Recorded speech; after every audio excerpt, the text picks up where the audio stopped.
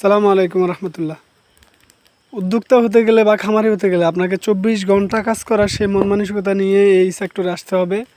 এটি আমি সর্বপ্রথমও বলেছি, এখনও বলতেছি এবং শেষ দিন পর্যন্ত বলবো। কারণ আপনার পরিস্থিতি এমন করবে যে রাত্রে 3টা বাজে ঘুমাইছেন, পরে আবার উঠে কাজ করতে হবে। আর সেই জিনিসটা হচ্ছে আমাদের সাথে আজকে হয়েছে। আমরা সারাদিন এই পুকুরটা প্রস্তুত করার পরে আজকে আবার বৃষ্টি আসবে বোঝা যাচ্ছে।